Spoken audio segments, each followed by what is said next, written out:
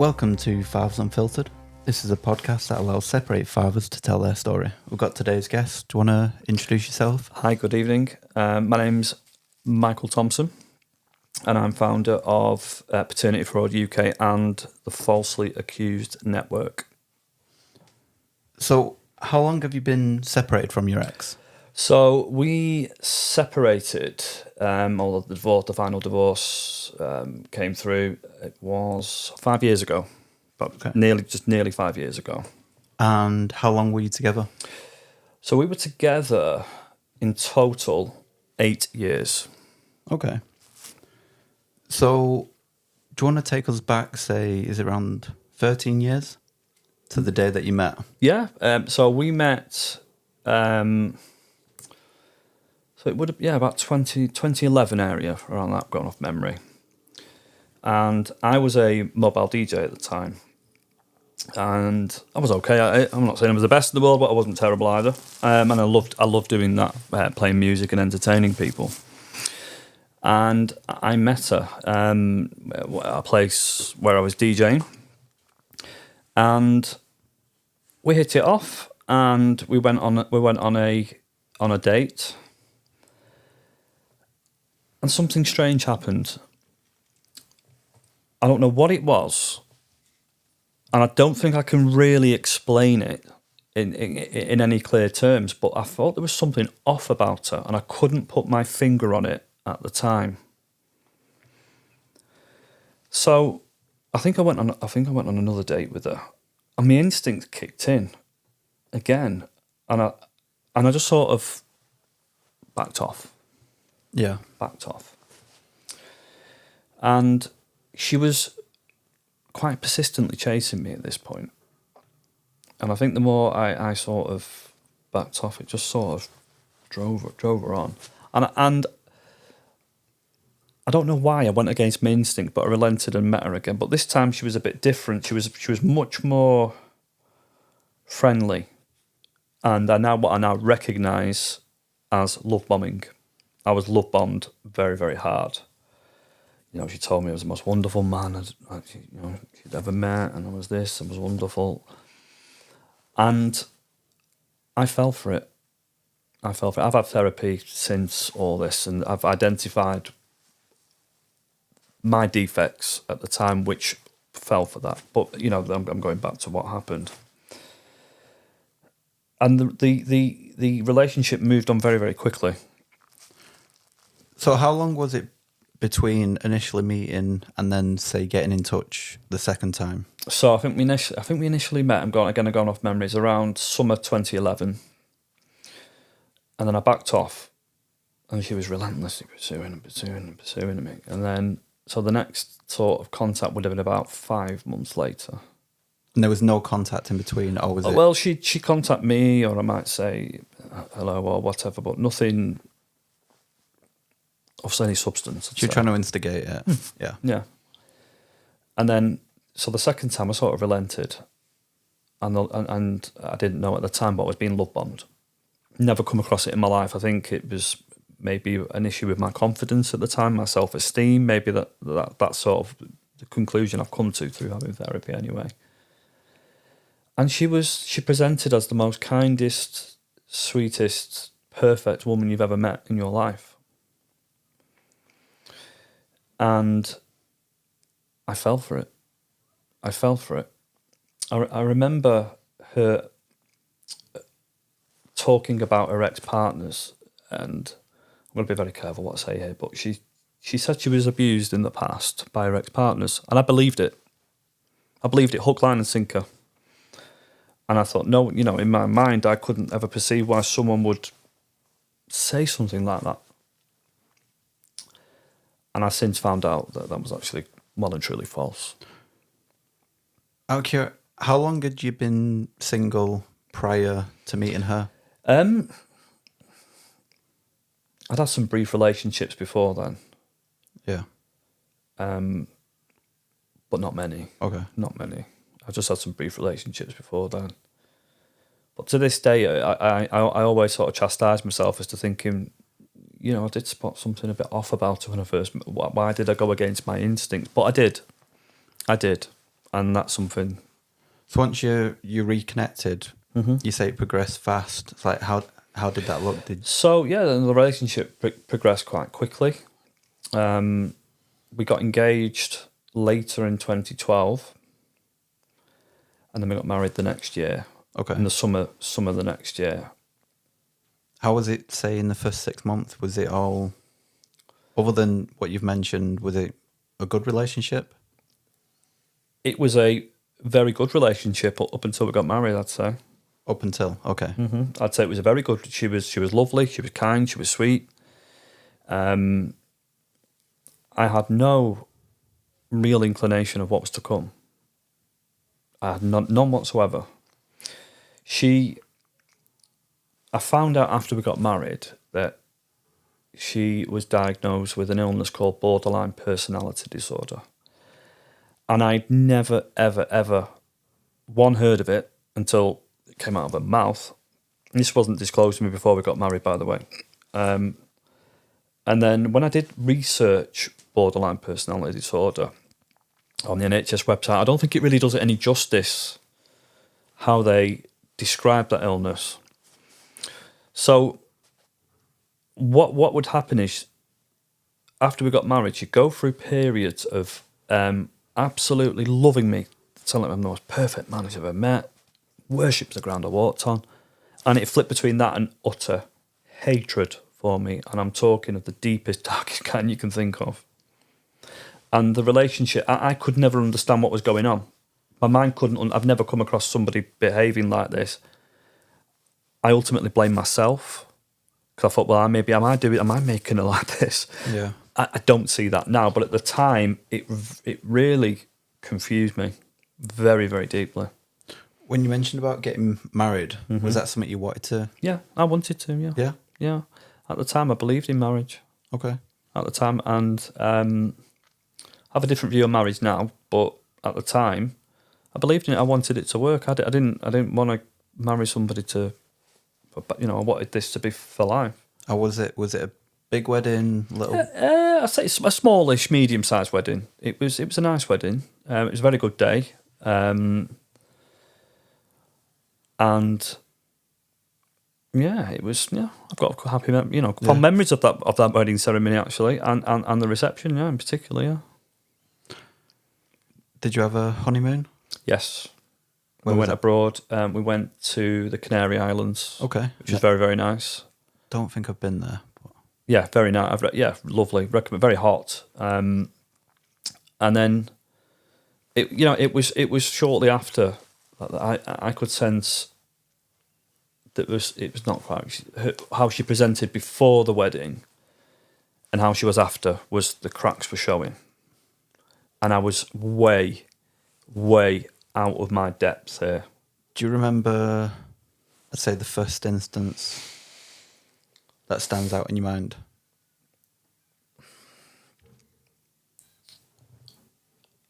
I suspected her of cheating quite early on after the marriage. And she'd tell me different stories about what she was doing. Oh, I'm going away with my friends, and then all of a sudden it was just a male friend, and this and that. And I fell for it hook, line and sinker, because I could not conceivably see how this kind, sweet, innocent woman that I've met would do that. And that's the lie that I kept telling myself. And then the big thing that I experienced with her was the mood swings, the loving me 1 minute, hating me the next minute. It was just horrendous. So how did that look, say, would you have an argument, or I'm guessing you're discussing about her going away with somebody else, and then... It could come from nowhere. And there was a lot of, I call it in, out, shake it all about. She'd kick me out. Okay. And then back. I'd miss you, come back. Kick me out. I'd be gone for a couple, come back. And again, it was so confusing for me. I was just like, I don't know what I'm doing here. What's going on? I could not understand it, and it impacted my mental health greatly. Greatly, to be frank. And I was advised by a counsellor that I saw that I remember distinctly saying, if she ever kicks you out again, you go and you stay away. And by God, I wish I'd followed that advice. At this point, you'd not got any kids? No. Okay. No. So how many times do you think you'd been, kicked out and gone back?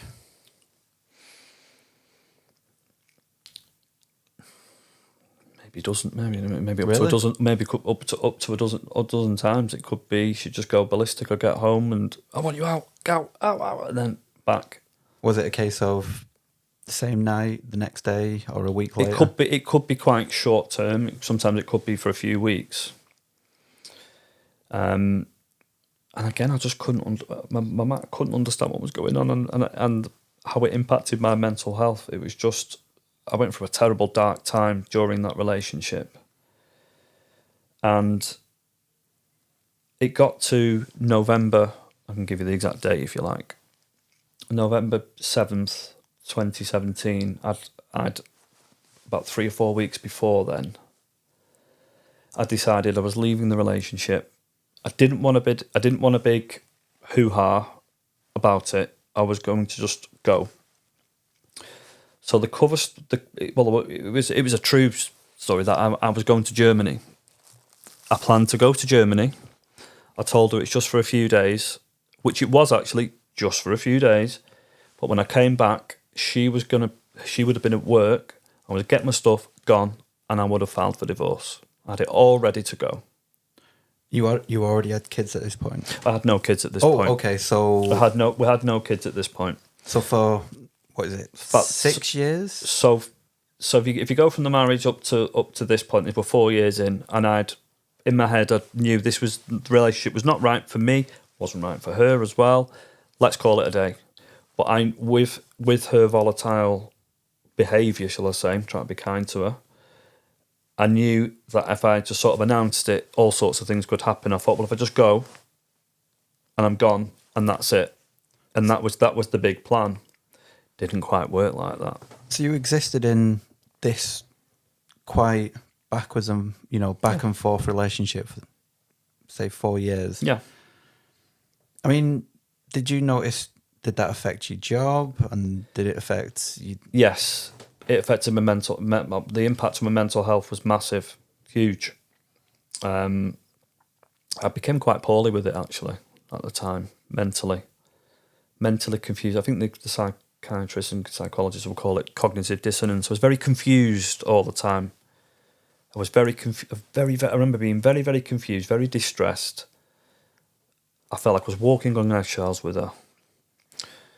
And like I said earlier, I felt way out of my depth. I didn't know what I was doing. In all this, was the periods where you call it good periods? Yes, there was brief periods. There'd be peaceful periods as well, and that's what can fool you. There was periods where it was nice, go on holiday and it'd be all right, and yeah, that's fine. But then it could come from nowhere. What's one of your better memories that you can recall? I used to like our holidays, actually. We both like to travel. So if I said, should we go somewhere for the weekend, she'd always be up for it. And I did enjoy that. I did enjoy that much, that very much. Yeah. Where was it you? Yeah, it could be in Britain, could be Blackpool was a bit of a favourite. It's not too far from Manchester, where I am. So Blackpool's only an hour away, and you can go there, and it's nice. Other places, other seaside resorts, or sometimes abroad as well. So yeah. I think I remember going to Spain and Germany with her, and they were good holidays. Yeah. No, short breaks are pretty nice. Get away. Yeah. Get away from reality. Mm-hmm. So, at what point was it? I'm guessing. Well, you didn't end up leaving at that point. Well, on November the 7th, 2017, I boarded a plane from Manchester to Berlin. I was relieved, almost elated, and slightly sad as well, but I thought, this is it, I'm going now. This is the first part of the plan. I'm in Germany. And the return flight was booked a few days later, to come. So I'm on the plane. You can imagine I'm on the plane to Germany on Ryanair. Landed in Berlin. Got a taxi from the airport to the hotel. As I'm checking in, it's replaying in my mind. Been over it millions of times. I get a phone call from her, and I thought that's a bit. I wonder. In my head, I was a little bit paranoid. I thought she worked out I'm leaving. I didn't want to do it. I was going to leave a message and whatever on the Wednesday. I said, oh hi, and she goes, I'm pregnant. And I went, okay. I was happy and sad. I hope that makes sense. Anybody listening? Of course, I'm happy that I'm going to be a dad. That's what I thought. But I was sad because I thought, well, okay, I'm tied in with her now. But let's crack on. So she didn't know then about. Obviously, I didn't leave her because she didn't know I was going to do it either. Or maybe if she did work it out, she's never cracked on anyway. So I was 2 days in Germany, came back home, and then my mother was delighted. She was over the moon. She was going to be a nana. It would have been second because my brother's got a child. I remember going to the GP with her, did a test, confirmed she's pregnant, worked out a due date. And then I remember that a few weeks later, went to an early scan in Manchester in a private scanning place, told our friends, told our family, did the obligatory shove it on Facebook, and then things progressed. During this period, had it settled down to a good level, I guess? She had, yes. Okay. She had. I was torn because I obviously wanted to leave the relationship, but then I said, well, no, I've got a child now, so I can't just, you know what I mean? I've got to take this is it. You know, I'm not the type of man to walk away from things like that. But she was relatively okay through the pregnancy. And we get to the summer. I'm not going to just say the month, just to, yeah. And the child was born. I was there. What was it like, Joel? It was. I burst into tears when. Really? Yeah. This is my child, and I was there. It was a wonderful day. I can remember it like it was yesterday. My family were happy. Her family came along. It was a wonderful occasion. And then, we started to carry on raising this child. How were the first, say, 2 months when you got the child home? I was absolutely bricking it. How come? Because I was like, am I doing this right? Am I doing this wrong? Am I doing the winding bit right? And I was helping do the feeds, and we had little shifts where she'd do this and she'd do that. I'd do that. And then about 4 months in, so where are we now? Into the autumn of 2018.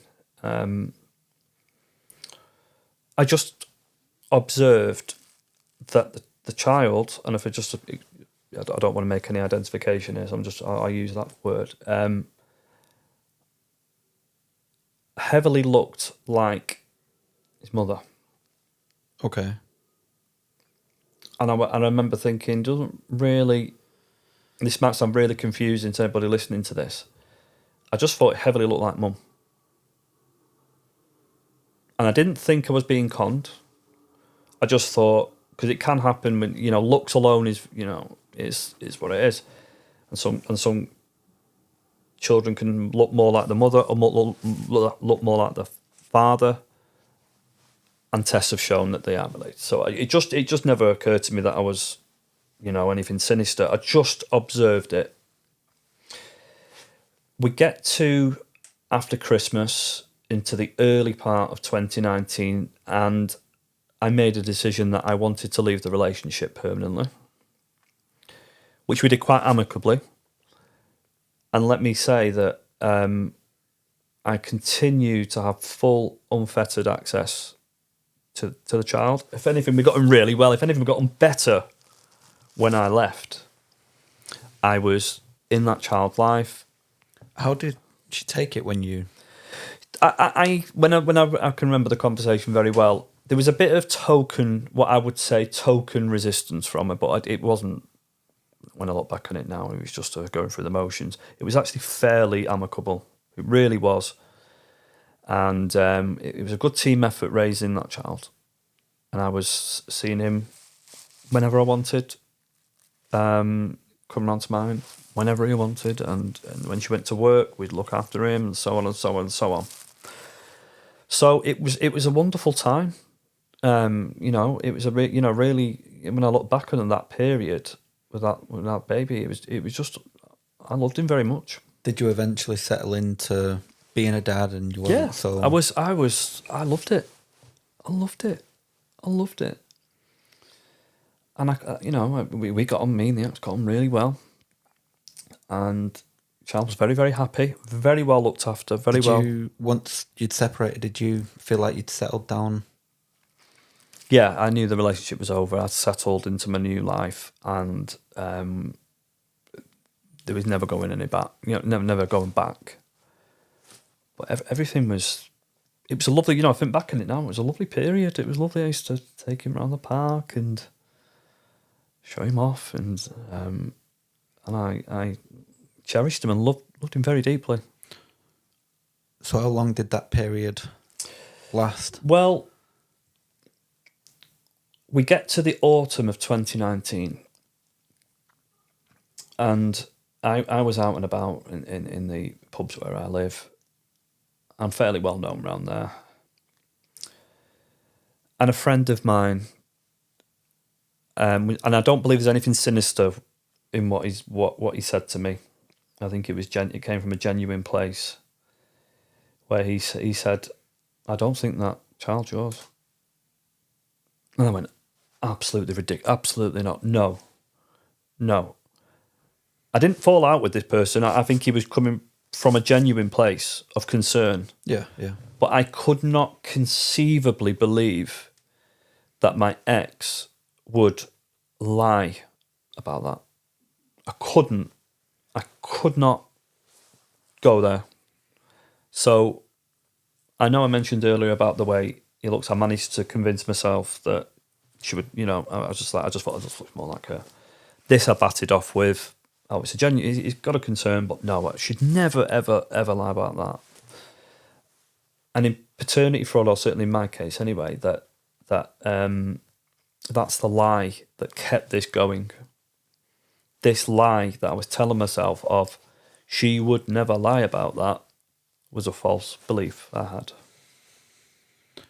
So I'm guessing you eventually raised this. So then the next, so you can imagine now we're getting to COVID, and then the lockdown started, and I wasn't working at the time. I'd damaged my shoulder. I was just at the end of recovering that. And it was giving me jip to this day.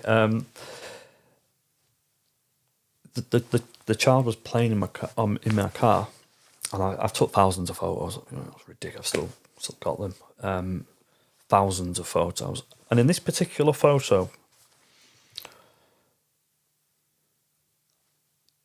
he didn't look like me, and he didn't look like his mother. And it was just this. If you can imagine, he'd just been hit by lightning, and it was just. You can imagine, the internal dialogue was, get a DNA test. And as it was during lockdown, everything took a lot longer. So they were still operating, but it took a lot longer. So I managed to do the test a couple of weeks later. Normally, when everything's okay, a DNA test takes a couple of days to come back. Depends on what day of the week you send it. But it took a long time. It was like nearly 2 weeks. It was 2 weeks of hell. But let me just say, when I did that test, I thought this was my mind playing tricks on me. I thought she would never, ever, ever lie about paternity. And I said, this is just going to confirm that I'm putting 2 and 2 together and I've got the wrong number. You just wanted to put all that to bed. Yeah. I wanted it all put to bed, and I wanted this I wanted this child. I loved him.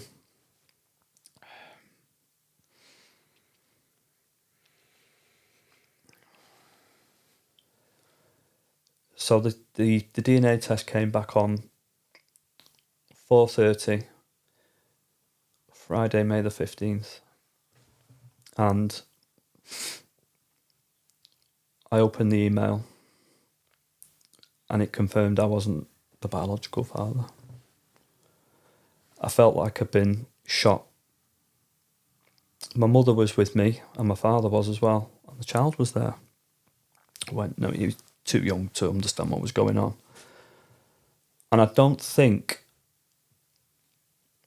when I can remember my mother howling in pain at that news. I felt I was in pain, but I didn't. I was more, I don't know where it came from. I just got this, I felt like I'd been shot in the stomach, but I just managed to keep my emotions in check. And I remember pacing up and down the garden. And I decided to call my brother first. And he was devastated. And then I decided to call her. And I said to her, I'd like just to come round. I need to have a word with you. Why do you want me to come round? Why? What's going on? I said, look, please just come round. I'd rather just, speak to you. And she just got it out of me. And I said, okay. I said, well, I've done a DNA test and it's confirming that the child isn't mine.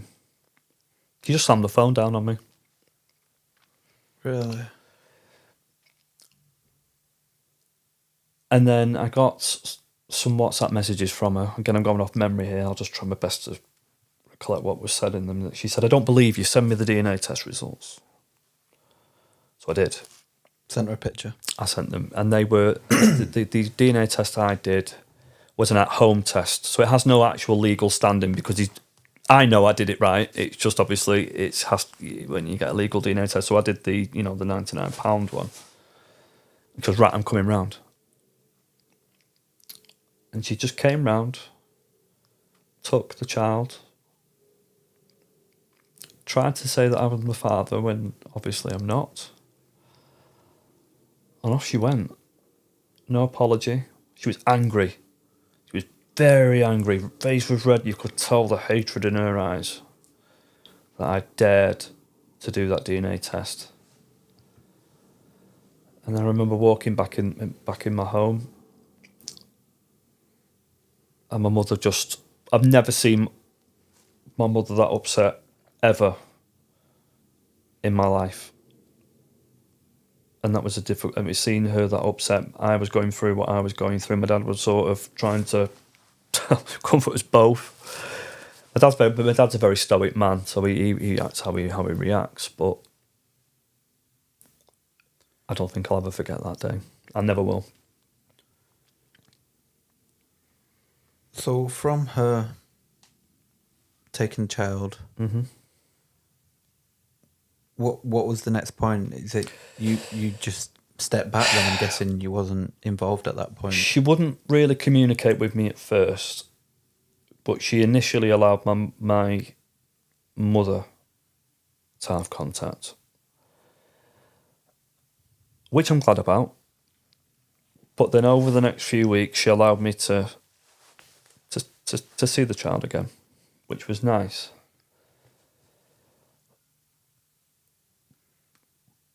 But we were all in such disbelief, more so my family, that they wanted really pushing me to get another test. We just couldn't believe it. Just couldn't believe it. Did she want you to get another test? My ex, no. Why do you think that was? Just not. She didn't want to double confirmation, wouldn't it? I think so, but they were pushing me to get a second DNA test, which we managed to get some funding, because I was absolutely skin all the time. I was like, Universal Credit at the time. So we managed to raise the funds about £400, maybe cheaper now, I don't know. But she was letting me see him again. And then she'd stop. And then she said, well, your family kissing, but you're not. You're not. So, again, it started the contact again. And I just needed some answers. I made a very, very good educated guess at the time that the biological father would have been a married man. That came to pass. The biological father is a married man. And I wanted to keep the child, and I surmised in my mind that, well, if the biological father's a married man, he probably won't want to be involved, depending on whether. And this is where it all gets very difficult. All this, in my mind, went with, well, we love him, he loves us. We'd be willing to sort of a de facto or an adoption, if you like, where we could change things, and it's an adoption, perhaps. But unknown to me, it sounds like the child was having a relationship with his biological father as well. We suspect, and I can't prove this, I'm going to go, probably it started about contacts 5 or 6 months before I found out the child wasn't mine. I can't prove that, but I think there's a bit of, if you like, circumstantial evidence that points to he knew before I did, and he was seeing the child in secret. Okay. But I was obviously kept in the dark. I didn't know. This is all coming, this is all coming back later when you look back. So what was you thinking once you knew he was involved? Well, I didn't find out formally he was involved until about a year later. So what? I wanted to keep the child. So what action did you take? So I tried to here's my logic, that the child loved us, we loved him. As far as I could tell, there was no, at the time, we didn't know if the biological father was in the life or not. Again, a lot of this I'm telling you because I found out after. Yeah. So our logic was, well, let's adopt him. Let's adopt him as, and it can be done sensitively. You can get the aid of child. In my head, I had it all planned. I thought, right, we can get a child psychologist to help us to tell the child at the right age, whatever that age is. I don't know because I'm not a psychologist. And I thought we could adopt him. Did you mention all these plans? Got nowhere. Again, unknown to me, the child was seeing the biological father. So then I came to the point where I got myself removed off the birth certificate. Quite a simple process in England and Wales, actually, which is a blessing because when I speak to American campaigners that I'm friends with, it's very difficult over there. But it's quite a simple process. I was going to say, what do you have to actually do to? It's called a declaration of parentage. It's a very simple form to fill in, and then it gets listed for a hearing, and then there's a DNA test ordered, and then. Okay, so you do have to. It's not just a case of removing. We had to do a second DNA test, so I'm off the birth certificate because then that birth certificate, if you can imagine, is inaccurate.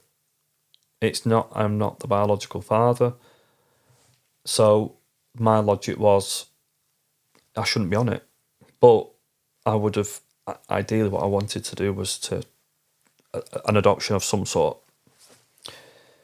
So again, I had this belief that the biological father wouldn't be in the child's life because married, but it turns out he was. It turns out he was seeing the child in secret. So I tried my best to, got to be careful what I say here, I tried my best to remain in that child's life. But once it became apparent that the biological father was in the child's life, that I knew at that point I had to walk away. It was confusing. It would be confusing for the child and me And it's a situation that is complex for me to understand, never mind the child. And at that point, I was very tearful, but I had to, Yes. yeah. Step back. Since doing that, have you ever had contact since? No, I've had no contact whatsoever. I've not had any type of meaningful contact with the child since December 2020. And that was a brief thing, very brief. It's gone from being the central part of my life to nothing. Overnight, Yeah. can you imagine? Up until going to court to try and adopt the child, had you had to go to court? No, so my thing is that I thought, look, he's got nobody. I can. She then said, well, no, biological father's in the life, and then I got met with a barrage of false domestic abuse allegations. I was going to say, because that was the thing that you didn't really go into. I don't know if you want to. And yeah, I will do. I don't mind. So not only had I gone through paternity fraud, I was getting hit with a barrage of false domestic abuse allegations, and I was stuck. I didn't know. Again, I was on a low income at the time. So I wanted a solicitor, couldn't afford one.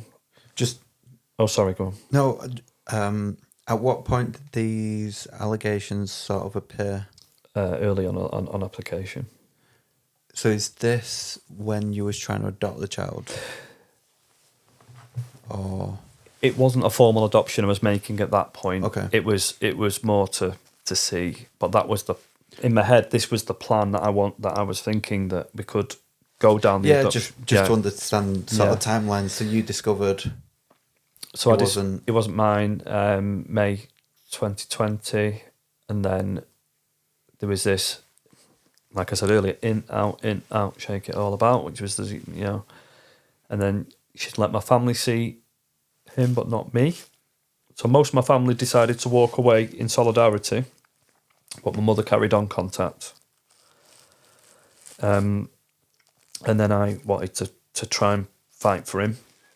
And that's when I was met with a barrage of utterly false allegations. At the time, it was very, very distressing.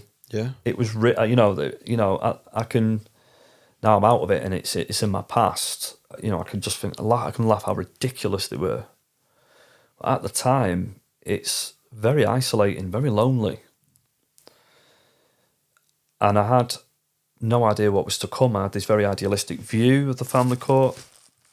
And then I found a Mackenzie friend to help, which was a godsend. Because I didn't know what I was doing, I'll be frank. I was too traumatised, upset, emotional to run that case on my own. No chance I could have done it without a Mackenzie friend. How long did the case run for? It was under a year. It was under a year. And once it was evident that the biofather was in the child, that's when I knew it's not right. And I was in tears, floods of tears, but I knew, bringing it all back now, that... So I'm guessing, did you then just tell him that there's no point pursuing this? No, absolutely not. No point. Because it's not right. Not right on the innocent. It's going to be confusing. And for me, it's putting me in a very weird situation. So for in all our best interests, that's when I said, well, okay. And I was very, very happy. So it might sound weird, but I was very happy for the child that the biofile was in their life. At least had some chance. But then shortly after the family court case, the man's wife found out. And unfortunately, he decided to walk away from the child. Really? Yeah. How old's the child at that point? 3 and a bit.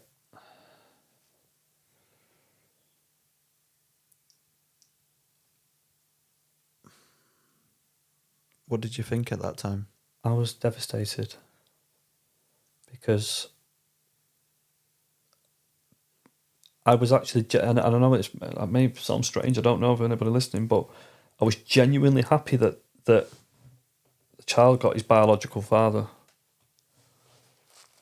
I was genuinely happy. I was sad that I've had to go, but I was happy for him.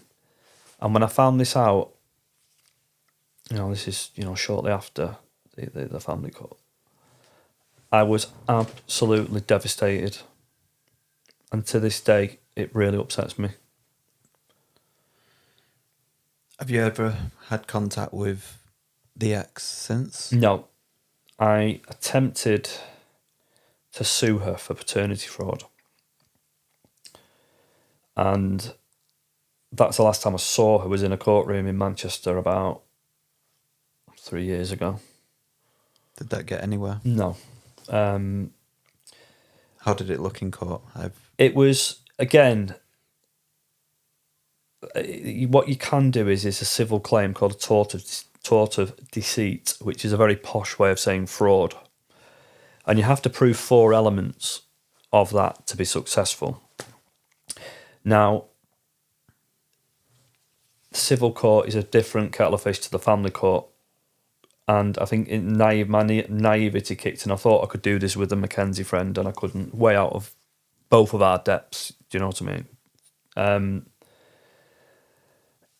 there was an element I struggled to prove, which was the second element, which is I had to prove that she knew what she was saying was false or was reckless to the truthfulness of it.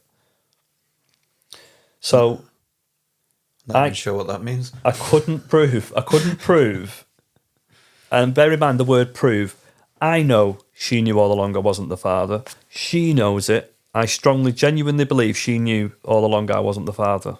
I genuinely believe that, okay?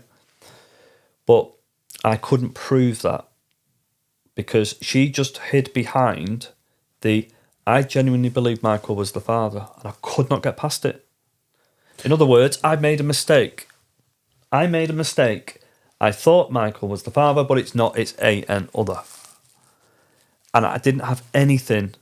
I was going to say, the only way you could prove if you appealed to him, but there's no way he's going to... Not a chance. ...sell her out. He would have already walked away. That was a possibility. I did think of that, but I thought there's no point because he's never... the bio father's never, ever going to do a statement saying, actually, I knew months before, which I think he did. I'll have to word it carefully. I genuinely believe he did, sorry. And I couldn't get past that element of it. I could not get past it. So she was grinning like a Cheshire cat when she left that final hearing. But I've not. I think actually the only time I've seen her, I think she drove past me one night in a car just out of random. So I recognised the red truck that passed me. That's it. I've had no contact with her. I don't want any contact with her. I don't wish her any ill, but I just don't ever want to speak to her ever again. And my sympathy now is very much with the child. Because out of everybody in this, you've got to imagine me, my family. You've got the biological family as well, because they've got the shock of their life. They've got a new member, and these people's marriages that could have gone wrong, okay. It sounds like they've stayed together. But out of everybody, the child in this case suffers the most. And he's innocent. He's done nothing wrong. And he's paying the consequences for adult actions. So has going through this impacted you in any way, I guess, going forward? Where do we begin with that one? I have very little trust for people. I'm naturally suspicious of people now. The impact on my mental health, where it has improved a lot, when it first happened, it was bad. Did I think about killing myself? Yes, on many occasions, but I'm glad I never attempted. The thoughts were there though, but I'm glad I never did. And the mood swings at the time were terrible. And again, it's 5 years on now, I'm a lot better. One thing I'm curious, and for anyone that's listening, how did you get from where you was to where you are today? I gain my I find helping others helps me. That makes sense. Yeah. I don't know if anyone listening to that may or may not make sense to you, but I put this pain that I've been through in supporting others that have gone through paternity fraud, in supporting others who have gone through false allegations of domestic abuse. And I find that helps me because I'm thinking this pain, I can turn something bad into good. And it motivates, sparks me on. Do I have bad days when I'm on the helpline? Of course I can have some bad days. But I found the pain helps me to help others. It fuels me. How long would you say it took you until you could say you was in a better place? About 4 years. I'd say about a year. I'd say about 4 years after. What was you doing when you realised?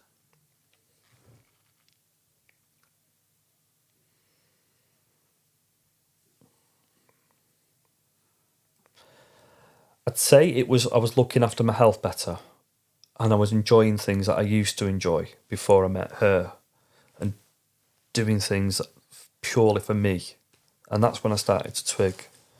Like, I put a lot of weight on during that relationship and after, and I've lost it all now. It's gone. Thank God. Well, all right, because I ballooned in weight. It was not very nice at all. But that's when I realised that it was about, I'd say about last year, about summer last year, when I've really thought, you know what, I've really turned the corner. Am I going to be the same again? No. Am I going to have good days and bad days? Yeah, of course. But I know I'm never going to be as bad as I was when it first happened. Do you ever think you'll go on to get married again? Or No. Absolutely not. No. I don't think I can. I don't think I can. I don't think I could. What about kids? No. No. I have no desire. I haven't at this. I haven't. I'm in my mid-40s. Not that that's a barrier to. I don't know, men of in the late 50s that have had kids. Yeah, it's nothing. You know, I'm not. You know, no. I have no desire now for that. I think what's happened to me in my experience has really soured me to that point, and it's quite an intense paternity fraud. Very, very intense, emotional thing to go through. That I've just in my head. I think this is. I've come to the conclusion that I'm going to be better off just staying on my own. For me, I'd rather just do that. And that's what I've decided to do. And I'm focusing on helping others as well as enjoying my life now. And that's why I feel a lot better. What do you do? I mean, it's aside slightly. Like, what do you do generally, say, day to day, to keep yourself, happy, I guess? I keep myself busy, very busy in my job. So whenever they ring up, can you do extra hours? Yes.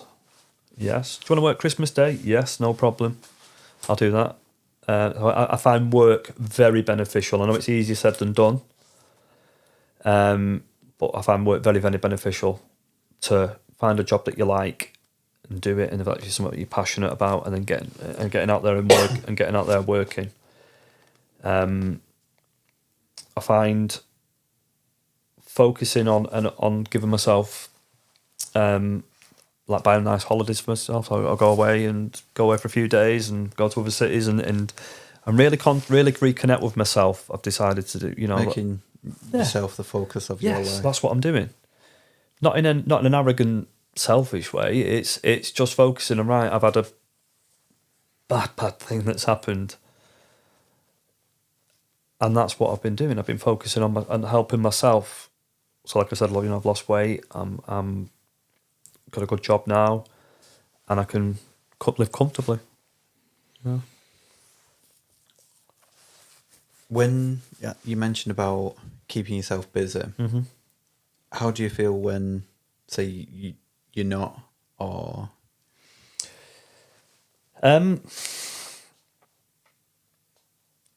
I don't like not being busy. I don't like it at all. Is it just unsettling? Or? It can be, yeah. It can be unsettling. It can be very unsettling. It can. Is that just a need to want to work, or is it just you just can't sit with yourself? Or Bit of both. I mean, I just like to keep myself busy because sometimes, memories can come back that I may or may not have processed. I don't know, but no, I mean, yeah, I'm not one for just be sitting there doing nothing. I've got to be doing something, and I think part of it is this response to what's happened to me. I think anybody listening might probably figure that out, but yeah, I just like to keep myself busy. It does help, and working. I can talk for myself. Does help, absolutely. So I guess shifting slightly, you mentioned or you touched on the organisations that you work with now. I don't know if you want to go more into them. So if we go back a little bit, when I found out I was a victim of paternity fraud, I could only find American organisations. And there's a wonderful gentleman we've seen talk, and he's helped me privately. His name's Carnell Smith, who went through paternity fraud in the United States. And he's one of the few brave men out there that are willing to talk about paternity fraud. Not many men are. And I couldn't find anything in Britain. So I ended up watching everything Carnell Smith has ever done on record. I've seen it on YouTube. He helped me. I've told him that privately.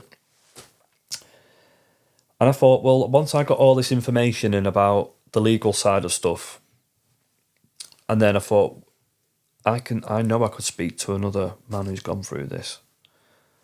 Because something when you do tell people you're a victim of paternity, a lot of people don't know what to say, and I don't blame them. I wouldn't have had a clue before it happened to me. You don't know what to say. But I thought, well, actually, I better do something, hadn't I? And then it started there, and then I remember the first person I helped. And for me, it was quite therapeutic too, because I'm speaking to somebody else now that's been through this. And then this person sharing with me, and then the next person, then the next person. And then we start getting phone calls of women. We get wrong grandmothers, or we get the partners of, so a woman may have met a man, and he's found out he's a victim, but he's too traumatised to speak on the phone to me, but he's asked his partner to call. So we've gone through. We supported people of all sorts of ages, all sorts of backgrounds, you name it. And there was a second organisation. So yeah, Falsely Accused Network, that came later. That's about 2 years old this month actually. How did you come about starting it? I remember when I was going through my thing, should we call it that? It works. We'll call it that. I remember thinking that at that time there wasn't much help for men out there who've gone through this. And there's a sense of isolation, there's a sense of shame, there's a sense of, oh my God, do people believe these things about me, and so on and so on and so on. So I decided to set Falsely Accused Network up, which is a helpline for anybody in England and Wales now who's been falsely accused of domestic abuse. 99% of our calls come from men, but we do support women as well if they come from it. But again, it's not many that happens to.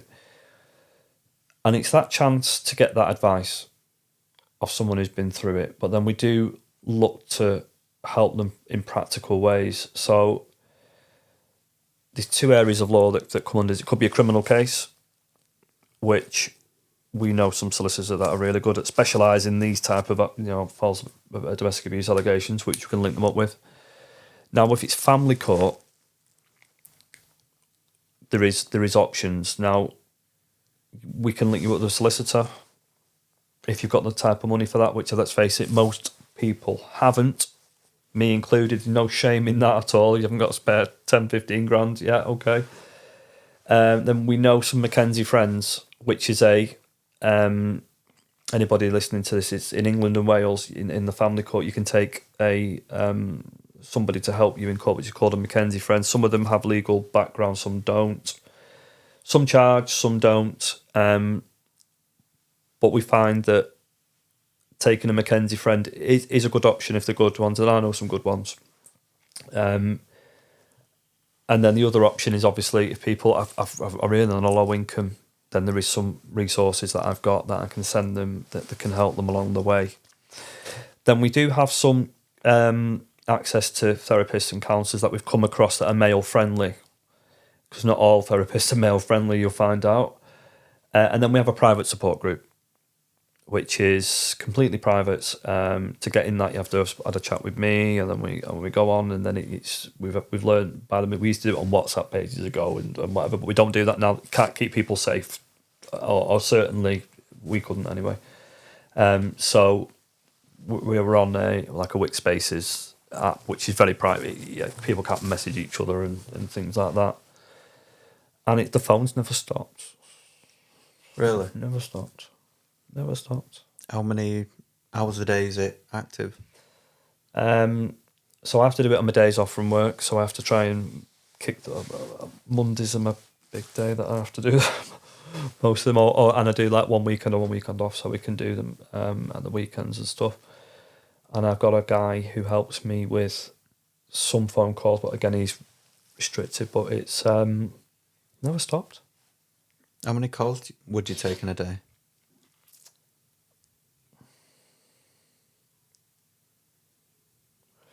I'll have to average it. I don't know. I think we've had about 1,400 calls in 2 years. I mean, okay. I think we've had that. 40. I think it's last time I looked, it was around that. What's that like? So that's 700 a year. So that's 2 a day. But then obviously we don't operate every day because I've got work commitments, and then we get people. Yeah. Is that calls answered? Yeah. Never stops. Doesn't stop. Doesn't stop. What's the typical length of a call? Typical length of the call, anywhere between 30 minutes to 45 now. It used to be a lot longer when we first did it, but now we've managed to sort of guide the calls a bit better. Yeah. We've learned, and again, I've had stories on there where I'm like, what I went through is nothing compared to this. You know, I mean, I don't. You know, it's some shocking stories of appalling abuse that men suffer. And then the script is flipped and they're made out to be the abuser. What? I mean, you're doing all this support and great. There was a period of time when I set up the support group that I had with a few people, and we were taking calls between a few of us. It is extremely draining. Horrible. And it's like an hour to an hour and a half calls. Like what does taking those calls do to you? It's mentally, it can be very draining. It can really, I do have to have weekends off. I'm not doing anything this weekend. I have to wait. It can have an effect on you. But then what I always try to do is trying to say, right, we're gonna spur running out but this person's me. I've been through this fight, and that's what I keep telling myself. So this person's me 5 years ago. Come on, mate. Come on, and that's what I do. There's no doubt in my mind that we've saved so many lives doing this. Got them the right help, especially legal assistance. It's really important that whoever it's, just get the best that you can get, whether it's solicitor or a Mackenzie friend, or try your best, because that's a big area that people come unstuck. No, I can remember when we initially started, and I think it was a 2-week period, we was getting calls round the clock, and people would drop you a message, because I were getting them a lot from the likes of TikTok, and then direct them into the group, and then they'd need to speak to somebody at 1:30 in the morning, and they're saying it's pretty. And then all of a sudden it's like, well, that's an hour and a half, and you've still got to go work next day. And No. And then after about 2 weeks of doing that, it's like, I can't do this. No. Like, No, it needs and that's what we've had to do. It's structured, it's organised, it's did you find it, how stressful did you find when you're hearing the calls? Was it? I was good at sort of keeping myself dejected from it, but what I found is it was the physical activity of staying engaged for that period of time. It was generally, it's why I try and not to take, because I still get people getting in touch. Any call is generally minimum 1 hour to tell the story and to get it across and allow them enough time to speak until they run out of words. It's like 1 hour minimum. And just to listen to someone for an hour and then to be able to actively and then respond. And then afterwards you sort of let it down. Like, it takes out. And then for someone else, jump onto another call and then maybe another. It's drained. I can remember after that 2-week period, I ended up sort of taking a step back for I think it was a couple of weeks while the other lads carried on, and it burnt me out for a bit until we sort of put things in place. And now we work with a therapist who runs set support groups, and they have set meetings where people come together, so it's a lot more organised. Like, okay, we have a group meet on this day, we have a group meet on this day, and in the more extreme instances, then it's like, well, we need to direct you to these channels rather than trying to take everything on, because you're not going to save everybody. You can't fix everything. No, you can't. It's just there's too much. Yeah, you can't, and that's sad. It does break your heart. Some guys are like we said before we started. Homeless in a car, chucked out on false allegations, done nothing wrong, and lost everything. And it's hard not to feel for them. Yeah, you want to fix every situation, but you can't. You want to, but yeah.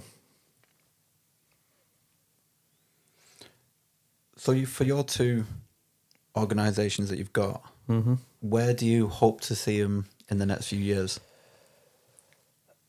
Paternity Fraud UK, I would like to become a charity or maybe a community interest company. And then really the aim with Paternity Fraud, our sort of aims will be mandatory DNA testing at birth, and paternity fraud to be recognised as a form of abuse, because that's really what it is. It really is partly a form of abuse, criminally, and make it easier for us to get compensation for people. At the moment, the law's only really interested in if there's a fraud, it's got to try and prove fraud. And like I mentioned earlier, that it's called the mens rea element of fraud is very difficult to prove. So there's no such thing as or you can't get compensation for if you've.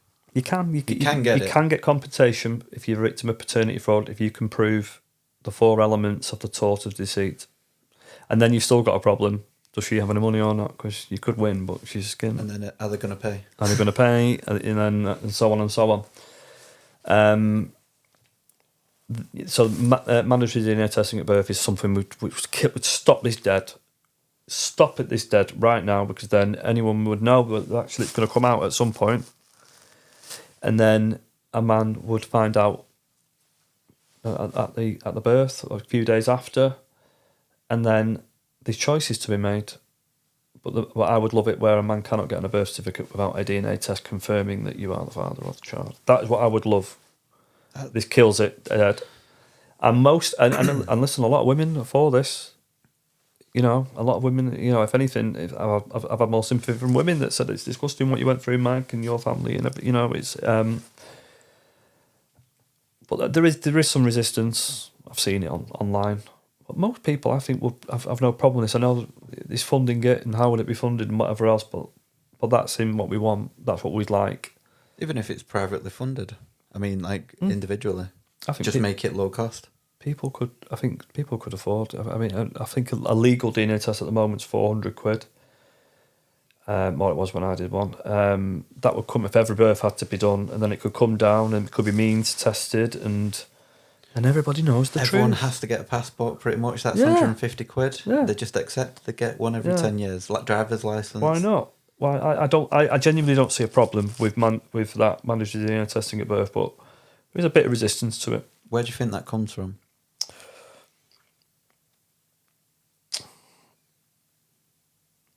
It tends to be it tends to be feminists have a little bit of a problem with that, and I've seen some articles from some journalists in the Guardian, and there was a story going back about 15, 17 years ago who was not happy about paternity fraud being talked about, and I can't remember the name of that journalist now.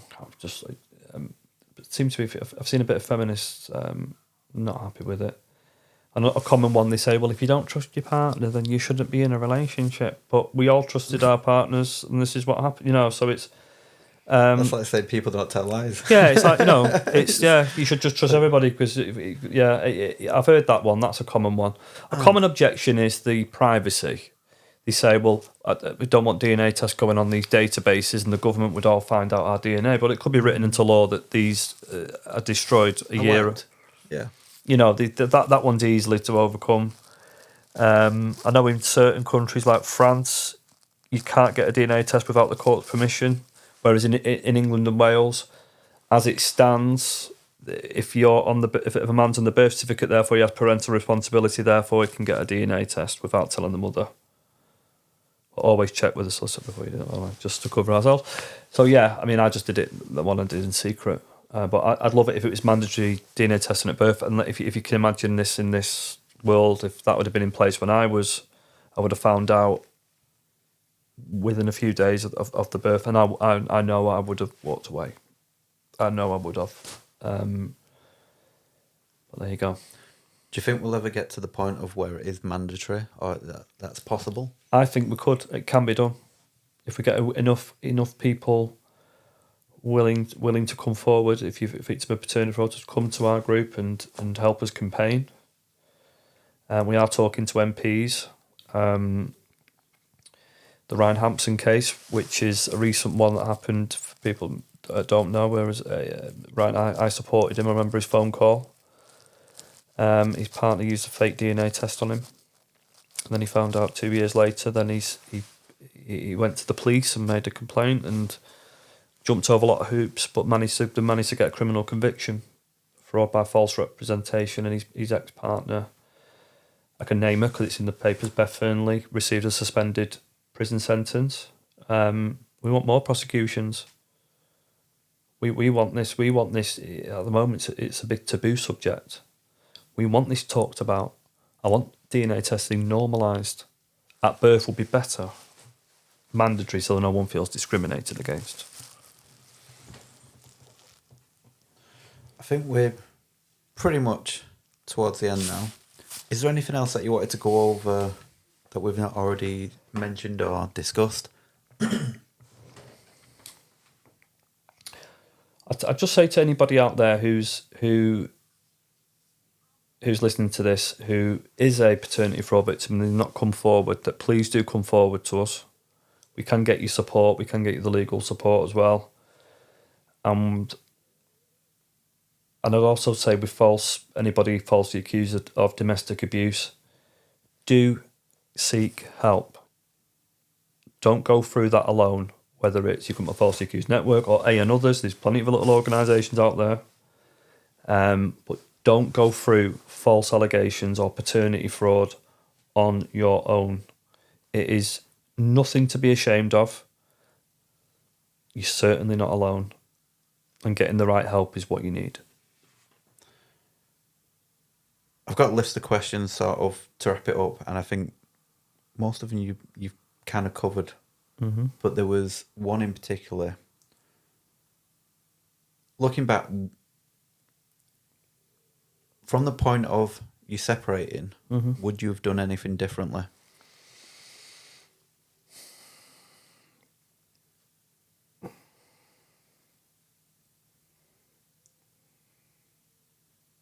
No.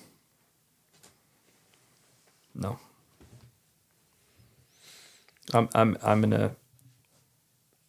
at this moment in time now, I'm in a fairly good place. And I've had to go through a lot of pain to get here. But I wouldn't have got here without that. So no, I wouldn't change it. Fair enough. And I think you've mentioned a few before, but it was during the relationship.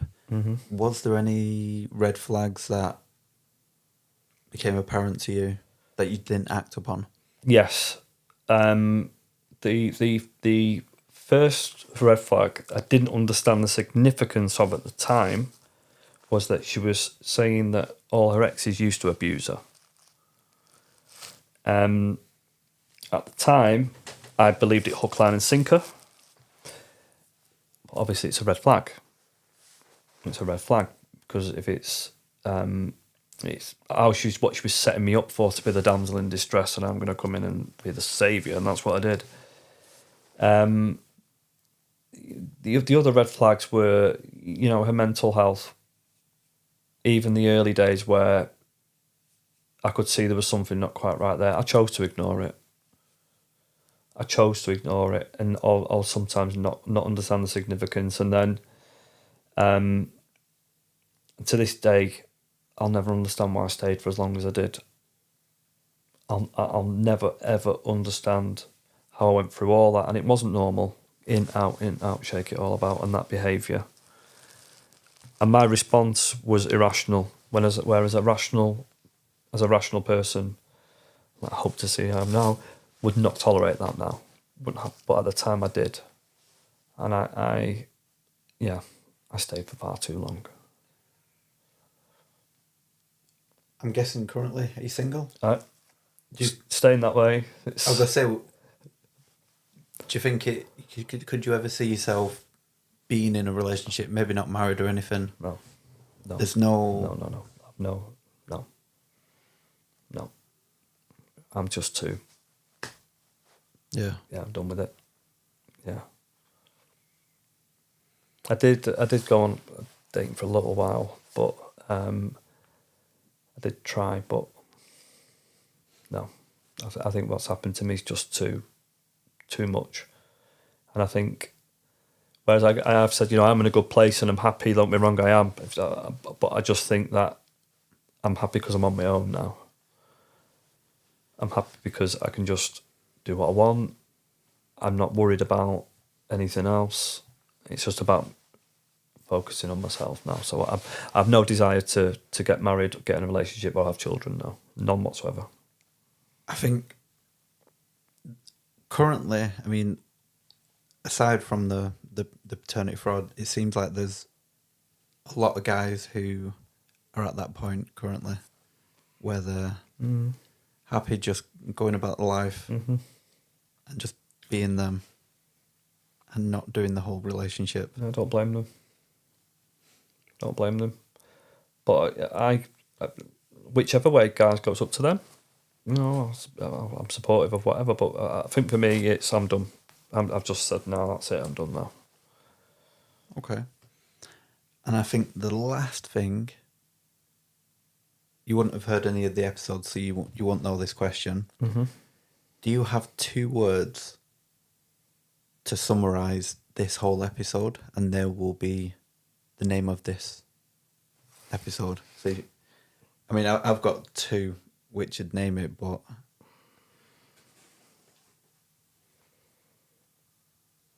And we'll basically allowing you to name your episode.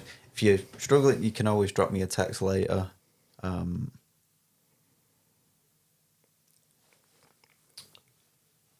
Paternity fraud. The exact 2 words I was thinking. Let's do that. Yeah. Well, thank you so much. It's been an absolute pleasure. And I know I it brought lots of memories back, and at times I was having to relive some painful memories, but I just hope anybody who has been through paternity fraud in particular find some strength here that, I'm open about it. Please don't suffer alone. Yeah, and anyone listening, go and check out the 2 organisations that you've mentioned. Yeah. No, it's good that you've managed to, like you said, turn a situation which wasn't great, and you've managed to get some good out of it. We're getting some good out of it, you know. So, you know, something evil happened to me, and I'm turning it into something good. Great. Appreciate it. Thanks for coming. Thank you.